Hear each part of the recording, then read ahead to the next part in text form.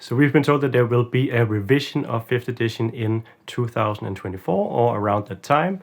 And as someone who is a creator in the Dungeons & Dragons space, I'm of course very interested to see what a new revision of 5th edition would bring. So in this video, I want to take a look at the top 3 things that I hope that Wizards of the Coast fixes if they do decide to make a revision of the 5th edition rule set. Obviously, these 3 things aren't exhaustive. There's a lot of things that I would change about 5th edition if I had the power to do so, but it is, in my opinion, the 3 most important things, or the 3 things that I think would bring me the most pleasure as a dungeon master, as a player, and as someone who is developing content for 5th edition. The list isn't in order either. I think that these 3 things are mostly equally important. So without further ado, let's take a look at number 1, which is save or suck. If you're not familiar with the expression, save or suck simply means that you have a spell or effect that requires a saving throw or can be avoided with AC or something like that. And if you avoid it, if you save against it, there's no effect. But if you fail your saving throw against it, if the attack hits you and so on, there is a very harsh effect. Prime examples of save or suck spells are Hold Person, Disintegrate, these spells that have a very tough effect and can be very, very hard to cope with if they hit, but if they don't hit, nothing happens. Now the issue I have with save or suck effects and spell is that they often require resources to cast. A Disintegrate is a high level spell slot, and if you succeed, well then you've succeeded, and that is awesome if you're a player, but if the creature you're casting it against succeeds against you, well, you've just wasted your Disintegrate spell, a high level spell slot. Many other spells in the game and effects as well have a limited effect, so if someone saves against it, you still take half damage or incur some part of the consequence, but there are still a lot of save or suck spells and effects in 5e. In my opinion, that's one of the bigger design flaws, because it's just not fun using your whole action to do something and it doesn't work, especially if it's a limited resource, so you can't just try again next turn. Conversely, some of these spells and effects are so damaging and so tough that if they go through, it's a disaster, especially for a boss monster or a player character, and that's why you need legendary resistances on your boss creatures. And then you have the scenario where the player characters are holding back on their really good spells and trying to bait out the legendary actions with lesser spells.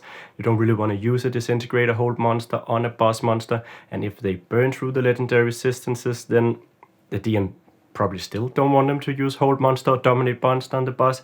So there's this sort of dynamic where these spells end up not being very fun. In my opinion, it would be much better and much more fun if all spells had a secondary effect on a successful saving throw, or if the spell attack doesn't hit you and so on.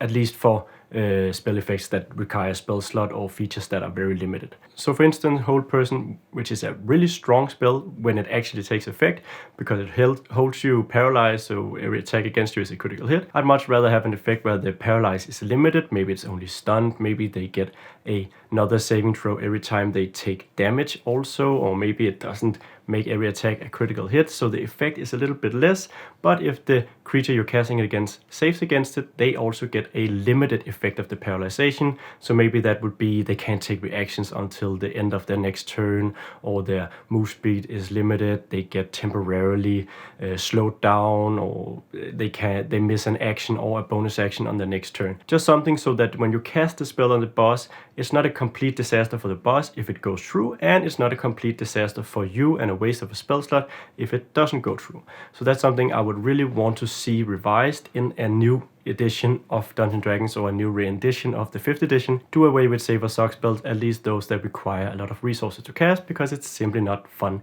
wasting those resources, and I hate that I have to plan every encounter around a few spells that they just aren't fun. I'm just popping in here with a quick word from our sponsor, which is us.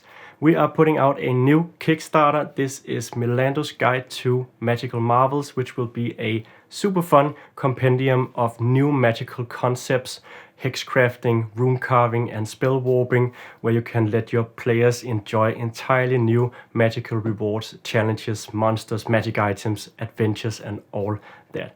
The whole idea behind this book is that we want to do something unique, something new, something that feels a bit fresh if you have found that 5th edition is starting to feel a bit stale. And don't worry, this book will hold up until the new edition and after that as well, because a lot of it is the adventure, the new NPCs that can sell you these services, that can rune carve your item, or that can give you a spell mark that will enhance your magical abilities. So this is a super fun book, and we are having a lot of fun making it. It'll be filled with cool art, and there is a lot of add-ons and cool stuff you can buy along with it. I hope that you will check it out. You can follow a link somewhere in the description down below to head over to the Kickstarter and sign up to be notified on launch.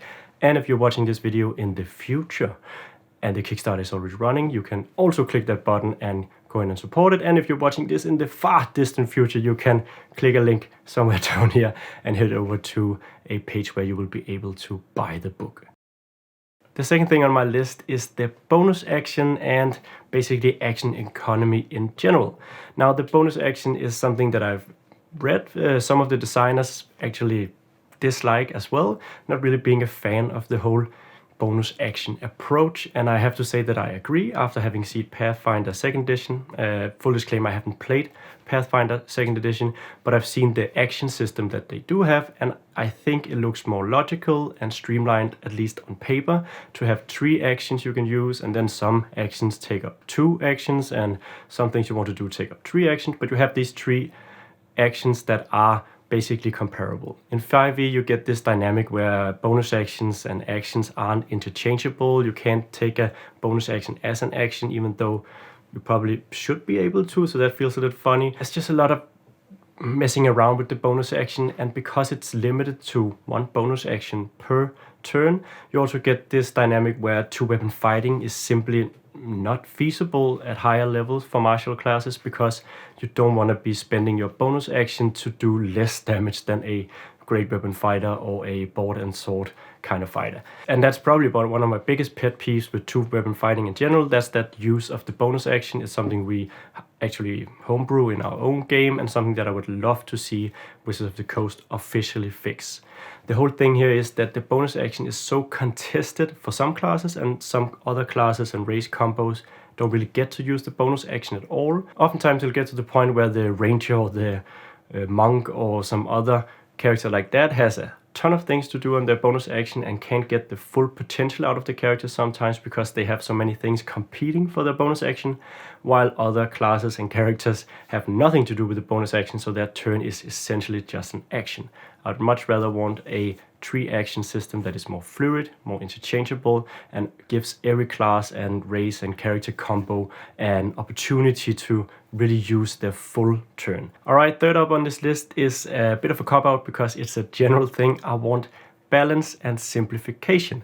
Now, 5th edition is a very simple rule set. It's more simple than 4e by far. I think it's also more simple than 3.5. It is still, in my opinion, the best rule set for Dungeons & Dragons that I've played with, at least. Even so, I think there is a lot of places where we can make the rule set even simpler. A lot of this has to do with unifying stuff. One thing you'll notice when you've played a while is that a lot of features and spells have different areas of effects and different durations that can be really hard to keep track of.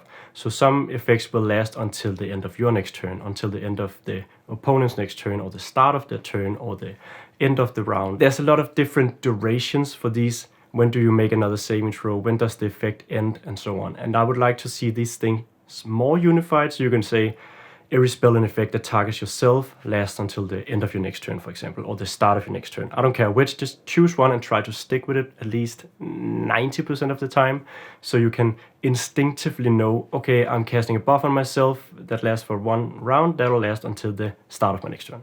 Or I'm stunning an opponent, that'll last until the end of their next turn.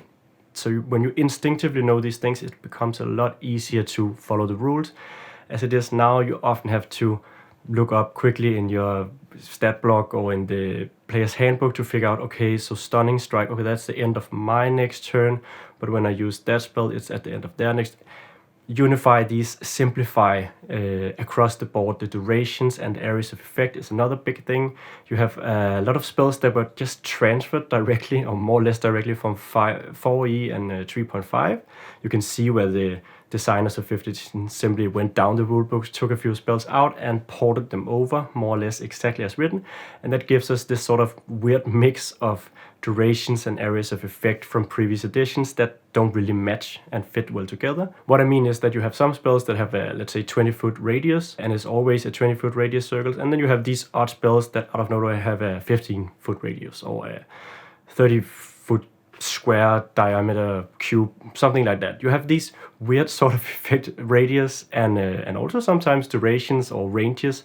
Some are 60 feet, 90 feet, 120 feet, and there's no real logic behind why does this spell have a longer range than that spell. What I'm getting at is that it would be much easier to remember what spells do and how they work if we had a more unified system. So you had short range spells that were 30 feet, then you had 60 feet, then 120, and then you would know, okay, this is a short, medium, or long range spell, and you could sort of remember that a lot easier if most spells fell into these 3 categories. Now, along the lines of unifying and stuff like that, there's of course also balance, so I hope that they do a rebalance of some of the core concepts in the game that makes some classes, concepts, spells, spell lists, effects weaker or stronger than other effects. So I would really love to see them just retool the various character classes. We've gotten some sort of fixes for. We've gotten these subclasses that boost up the base class, but then the other subclasses gets worse. That's the Ranger, for example, who's gotten this treatment.